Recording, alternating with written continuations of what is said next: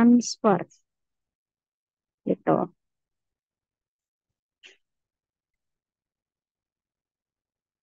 Nah, ini eh, teman-teman mungkin sudah baca ya, apa bedanya polisistronik dan juga monosistronik. Ada yang bisa menjelaskan?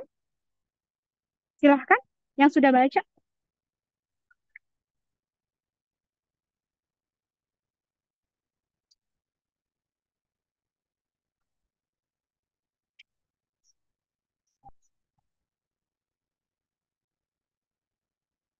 Ayo, adakah yang bisa menjelaskan?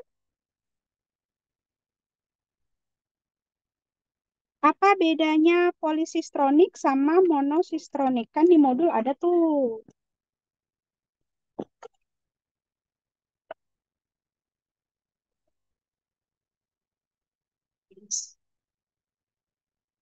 Siapakah?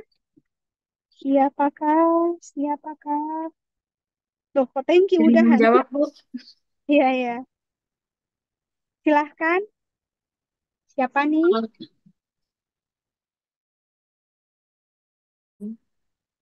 Ina? Email Wulandari, Bu. Oke, email. Oke, silahkan email. Kalau untuk monosistronik itu mRNA-nya mengkodekan hanya satu polipeptida atau satu protein. Sementara kalau Mm-mm. polisistronik itu mRNA-nya dapat mengkodekan lebih dari satu polipeptida. Oke, kalau mono dia hanya satu polipeptida atau satu protein, sedangkan kalau yang poli namanya aja poli, berarti dia ada banyak protein yang dihasilkan gitu ya. Kalau menurut Una, kira-kira tahu nggak kenapa kok bisa poli, bisa mono gitu?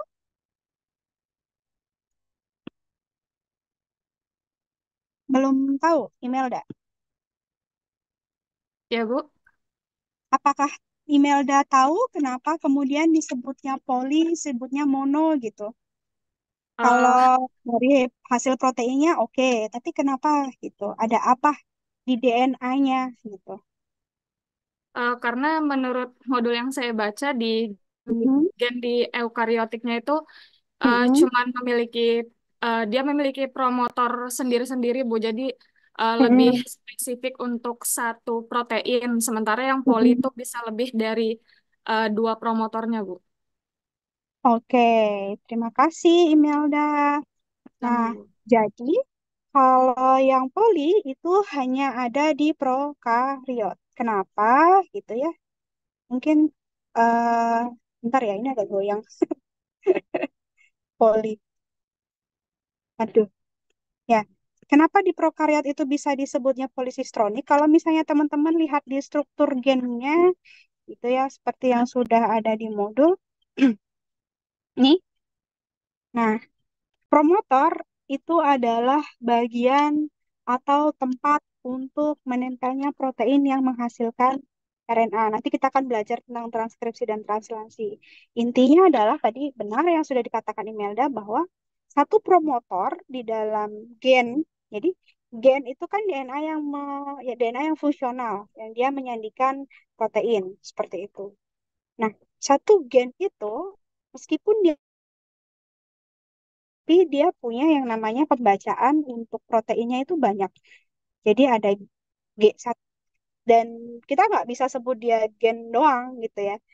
Sehingga dia hanya disebutnya itu ada penamaan lain namanya operon. Jadi kumpulan dari gen-gen gitu ya yang ada di dalam prokariot gitu ya. Dalam prokariot itu kita sebutnya dengan operon. Suatu sistem gen. Dia satu promotor, tapi sebetulnya dia bisa menghasilkan banyak dari protein. Ada protein A, protein B, protein C gitu ya.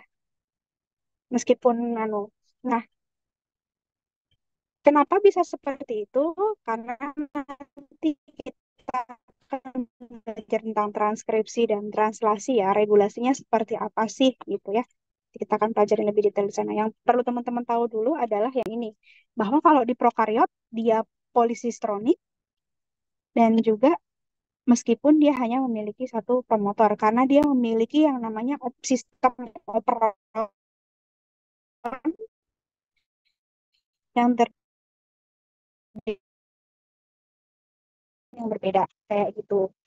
Nah, sedangkan kalau di eukariot urutan untuk satu aduh sorry untuk satu protein saja. Nah, tapi keunikannya eukariot ada yang namanya ekson sama intron. Ya, mungkin teman-teman kalau nggak salah saya lupa di modul ada apa enggak ya tentang ekson sama intron. Hanya ekson yang menyandikan protein. Intron ini dibuang gitu. Intron ini dibuang gitu. Tapi gitu ya. Kalau misalnya di prokariot kita sekali jalan gitu banyak protein, kalau di eukariot ekson satu, ekson 2, aduh,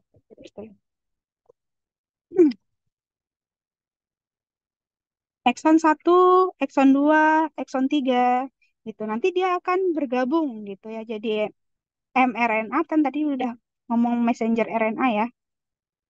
Satu, dua, tiga gitu ya. Ini akan menjadi satu protein saja gitu.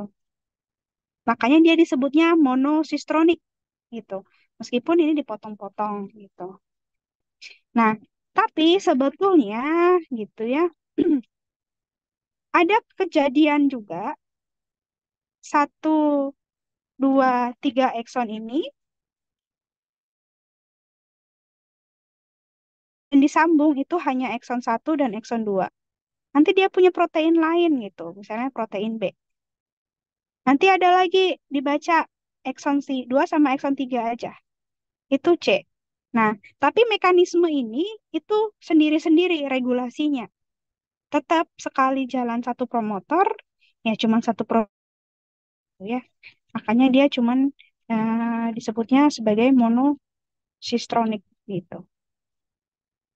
Nanti misalnya satu dua atau dua sama tiga atau bahkan satu sama tiga aja, itu bisa nanti jadi protein yang berbeda gitu. Ya,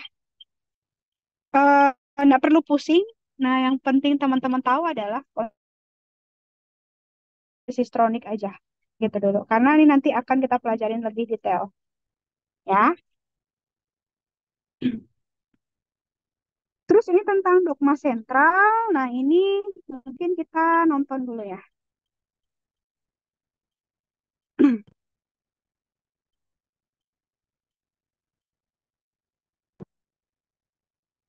Hmm, baca nggak ya?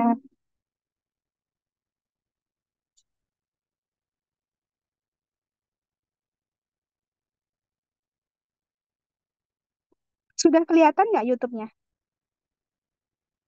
Sudah, Ibu. Oke. Suara video YouTube-nya kedengeran juga nggak tadi? Tadi tidak ada suara, Kalau ini, tidak ada juga. oh nggak ada juga ya. Gimana ya? Hmm, hmm, hmm, hmm. Nah, atau teman-teman boleh nggak kalau misalnya nggak usah pakai suara gimana? Kalian lihat gambar sama subtitle Berarti kayak seperti dia mati saja gitu ya, Bu ya? gimana? Atau saya kasih linknya teman-teman nanti coba lihat di video ya. Lihat di chatnya. Saya kasih linknya sebentar. Teman-teman bisa tonton sendiri aja.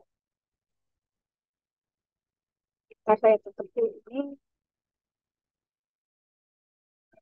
ini mana ya? Ini linknya, linknya. Hmm, hmm, hmm.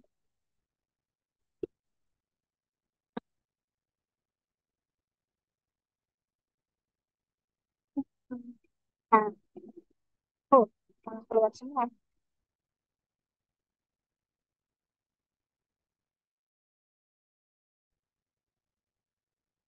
GG sampai jam berapa? GG sampai jam berapa? GG sampai jam berapa? Hmm.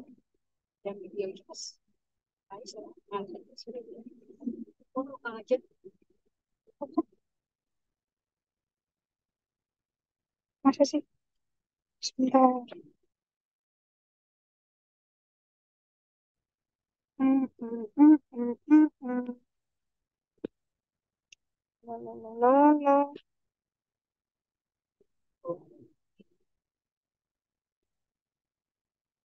Nah, saya tuh, oh ini kopi to clipboard.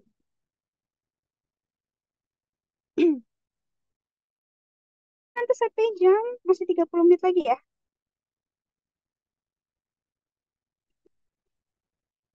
Pak, aku stop share aja deh. Chat, chat, chat. Hmm, oke. Nanti teman-teman lihat videonya. Saya jelaskan dulu konsepnya ya, konsep dasarnya gitu. Karena sama itu dengan yang ada di sini.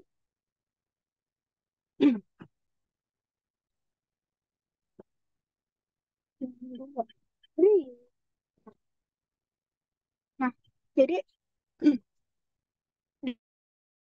sistem RNA, DNA. Nah, ini tuh suatu sistem yang kemudian menjadi atau disebut dengan yang namanya dogma sentral gitu ya.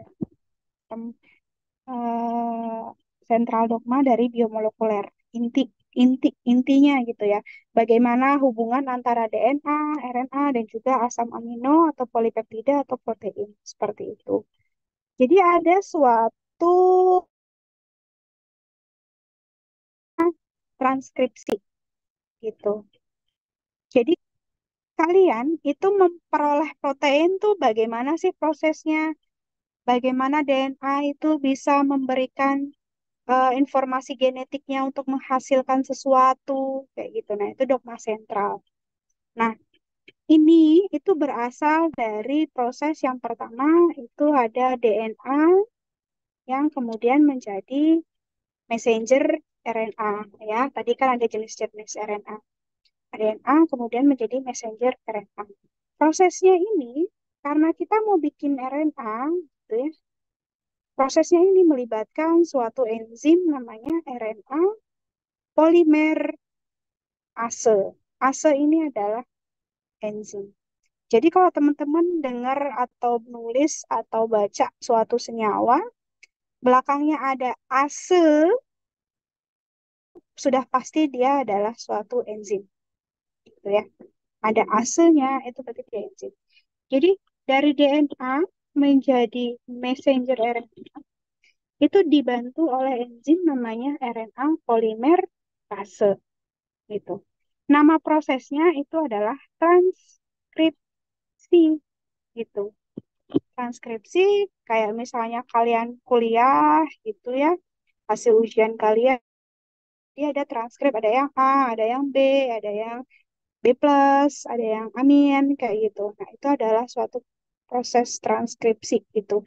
Jadi menerjemahkan hasil dari DNA menjadi messenger RNA kayak gitu.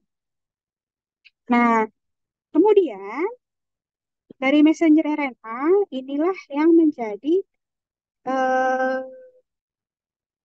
sumber gitu ya, dibaca jadi protein. Jadi protein tuh nggak bisa dia langsung DNA jadi protein itu nggak bisa. Karena DNA ini nggak boleh keluar dari apa namanya dari inti sel. DNA ini posisinya di inti sel, di kromosom, ya teman-teman harus ingat. Posisinya dia di dalam inti sel, dalam nukleus gitu ya, di kromosom. Berarti kan dia nggak bisa dong serta-merta keluar untuk bikin protein. Gitu. Yang kemudian tadi ya disebut dengan mRNA. Nah, baru oleh mRNA ini yang boleh keluar dia ke sitoplasma atau ke retikulum endoplasma gitu ya, untuk nanti ketemu sama yang namanya ribosom. Nama prosesnya nanti adalah translasi. Jadi mRNA ketemu sama ribosom gitu ya. Nanti asam amino gitu ya menjadi protein. Seperti itu. Nah, ini eh, versi generalnya ya. Proses transkripsi itu seperti apa sih, Bu? Gitu. Jadi proses transkripsi ini tadi, ini adalah untai DNA, gitu ya, untai DNA-nya itu. Kemudian ada yang namanya enzim RNA polimerase. Terus yang saya tadi bilang, ada promotor, gitu kan. Tadi teman-teman juga udah bilang, oh kalau polisistronik, monosistronik hubungannya sama promotornya, gitu. Karena apa? Promotor ini tempat duduknya si RNA polimerase. Tempat duduknya, gitu. Dan dia harus berikatan sama yang namanya faktor sigma, ini sigma. Nanti kalau udah dia jalan, membentuk yang namanya RNA, RNA, gitu. Nah, nanti kalau sudah lepas si polimerasenya, RNA-nya, baru si RNA-nya ini matang, gitu. Nah, itulah yang kemudian eh, menjadi sumber atau template untuk membuat si asam amino, gitu. Lewat proses yang namanya translasi, gitu. Nah, untuk lihat di video, itu. Ada yang mau ditanyakan dulu sampai sini? Boleh?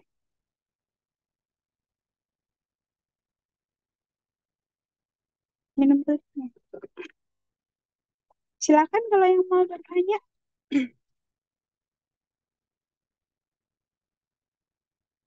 Ibu, saya izin bertanya, Ibu. Atila, Ibu. Mohon maaf sebelumnya, Bu. Kamera saya error kayak hijau-hijau gitu, jadi saya nggak bisa on cam. Oh, nggak apa-apa. Oke, gimana Kak Tila? Jadi tadi kan Ibu ada menjelaskan sebelumnya kayak DNA diubah menjadi asam amino. Jadi DNA itu kan nggak boleh keluar dari inti sel, makanya dibantu oleh mRNA yang dibantu oleh RNA polimerase. Hmm. Nah, kan berarti kalau di sini komponen yang ada itu berarti ada DNA, mRNA untuk mengamino. Jadi tRNA itu nggak ada tugasnya apa gimana? Bu, soalnya tRNA nggak disebutkan di sini, adanya RNA polimerase aja. Nah, itu ada di video sih. Nah, jadi kan tadi saya bilang kalau RNA itu ada tiga macam ya, gitu. Ada messenger RNA, gitu, yang tugasnya dia hasil terjemahan dari DNA, gitu. Karena kan si DNA kalau mau jadi protein, dia harus jadi messenger RNA dulu. Jadi kayak ya anggap aja Tuhan memberikan pesan gitu ya. Nanti produknya adalah suatu ajaran gitu. Protein itu adalah ajaran, anggap aja kayak gitu. Nah, si messengernya ini kan kalau di kita-kita itu ada nabi seperti itu ya. Nah, ini kalau messengernya itu si messenger RNA kayak gitu.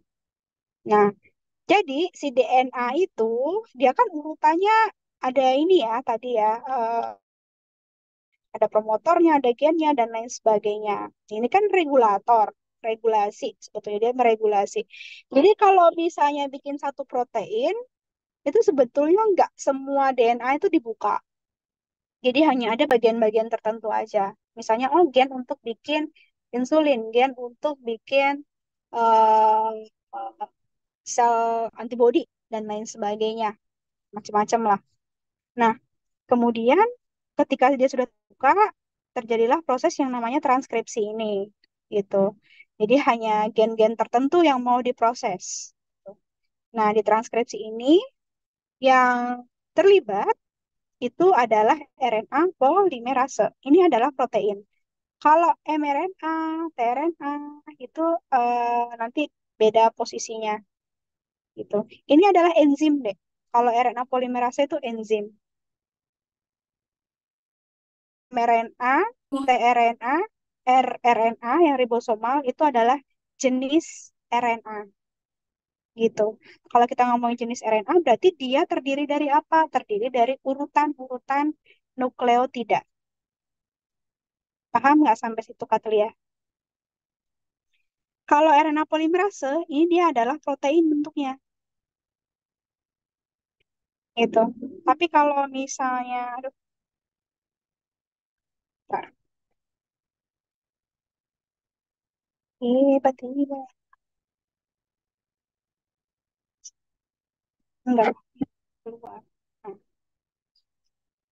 jadi si RNA polimerase, kemudian nanti mungkin teman-teman akan dengar DNA polimerase, skema vektor, dan lain sebagainya. Itu adalah protein. Ribosom itu adalah protein, ya, protein. Protein itu berbeda dengan RNA. Kalau RNA sama DNA, tadi seperti yang teman-teman lihat, secara strukturnya, ya, itu kan terdiri dari tadi ya, ada basanya, ada gulanya, ada apa? Terus fosfat. Terus fosfat gitu. Aduh, aduh, fosfat. Nah, ini adalah DNA dan juga itu. Sedangkan kalau yang strukturnya bukan itu, gitu ya, protein, itu strukturnya adalah asam amino. Tidak. Asam amino ini teman-teman bisa lihat di internet ya. Dia itu terdiri dari apa? Dari gugus apa aja gitu. Struktur utamanya itu DAC, dia punya 4 tangan, nanti berikatan sama apa aja. Nah, itu tidak gitu ya.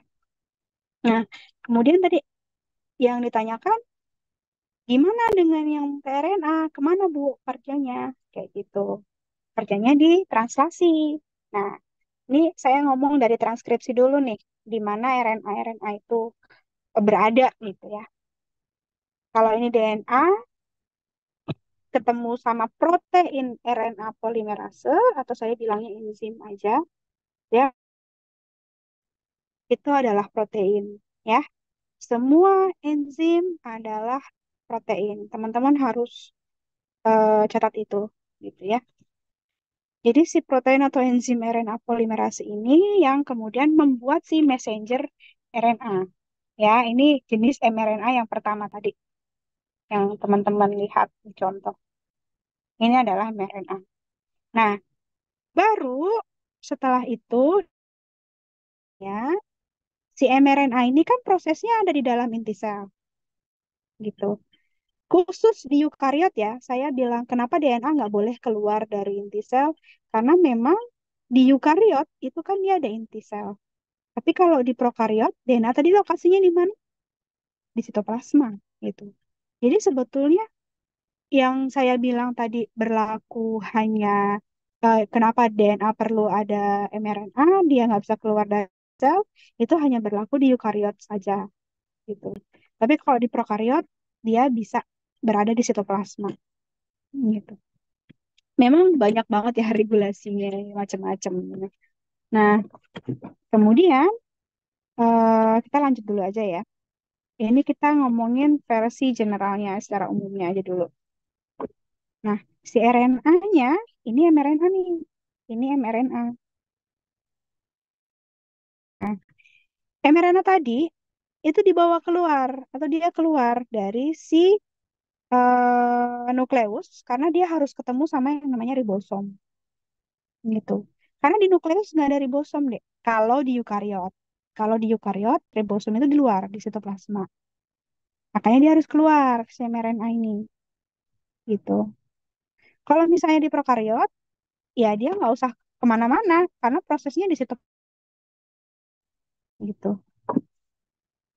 Intinya adalah ya DNA kalau mau jadi protein itu harus lewat jadi mRNA dulu. Nah, ketika mRNA ini mau menjadi polipeptida atau protein gitu ya, dia ini harus ketemu yang namanya ribosom, gitu kan? Kalau tadi DNA harus ketemu sama RNA polimerase. Nah, kalau di translate-nya itu itu si mRNA ketemu sama ribosom gitu.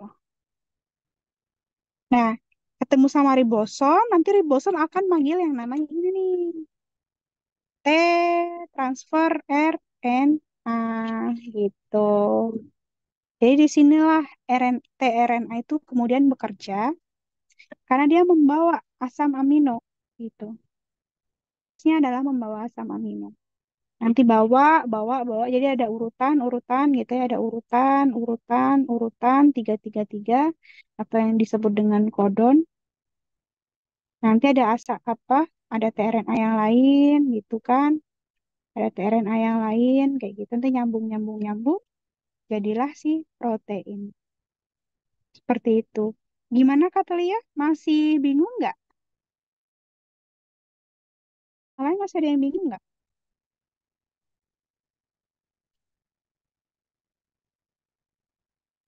Paham Bu, paham. Jadi Bu, saya Mm-mm. singkatin aja ya pakai bahasa simpel. Jadi Mm-mm. tRNA ini tugasnya dia tuh cuma membantu membantu ribosom untuk Membawa bukan mengubah Kak Bu, mengubah kodon menjadi protein asam amino. dia membawa asam amino dengan dia Hmm, tRNA itu yang bawa asam amino, dia bawa. Jadi dia punya urutan nih di sini. Dia punya urutan kayak urutan di sini gitu ya pasangannya. Dia ini berpasangan nih sebetulnya. Jadi kalau di sini misalnya urutannya G G G, tRNA-nya berarti di sini akan C C C. Nah, nanti asam aminonya apa? Misalnya kita lihat C C C itu kita lihat nih di sini. C C C kan tadi contohnya C C berarti C C C ini C C C. Oh, asam aminonya adalah prolin gitu. Jadi nanti di sini gitu. Di sini nih misalnya kan ini akan nempel di sini. Terus nanti ini misalnya tadi GGG nih 3G. Berarti di sini C C C gitu. Nah, oh berarti dia asam amino keduanya itu adalah prolin. Tugasnya transfer RNA adalah membawa asam amino gitu ya untuk dipasangkan dengan si kodon. Dia menerjemahkan menerjemahkan kodon di sini untuk menjadi asam amino. Itulah bahasanya. Gimana Kak Lia?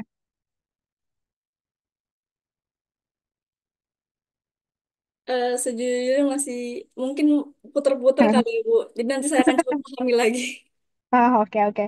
Boleh nanti bisa ditonton videonya dulu. Minggu ini ya hari Jumat ya kita berarti ya ketemunya. Hari Jumat nanti bisa ditanyakan lagi aja. Kalau misalnya masih belum paham gitu. Di animasinya dulu sih gitu. Oke, ada lagi yang mau bertanya? Silahkan. Mm-mm. Katila apa Katilia? Atilah Bu. Oh, Katila.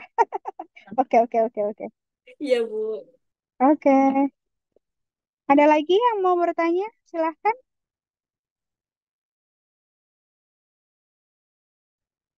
Nah, ini adalah yang tadi saya bilang kodon 333. Jadi, ketika messenger RNA-nya udah ketemu ribosom, gitu ya, ribosomnya duduk, nanti yang pertama kali akan dibaca ribosom, dia harus ketemu sama urutan ini nih. Itu, aduh mana ya. Dia harus ketemu sama urutan ini dulu, yang pertama, baru dia akan membaca urutan yang lain. Jadi misalnya, oh selanjutnya, kita lihat, oh di sini. Dia adalah asparagin. Jadi yang ditempelin itu asparagin kayak gitu sih. Dan seterusnya. Nanti kalau misalnya udah ketemu sama yang ini, nah itu udah nggak nambah lagi ya sama aminonya karena nggak ada tRNA-nya. Khusus untuk tiga kodon ini itu tidak ada tRNA-nya. Jadinya stop dibuat gitu. Nanti coba cek lagi yang di videonya aja ya supaya lebih detail karena memang ini butuh animasi sih gitu. Nggak bisa kalau cuma sekedar dijelaskan aja gitu. Ada lagi? Silahkan.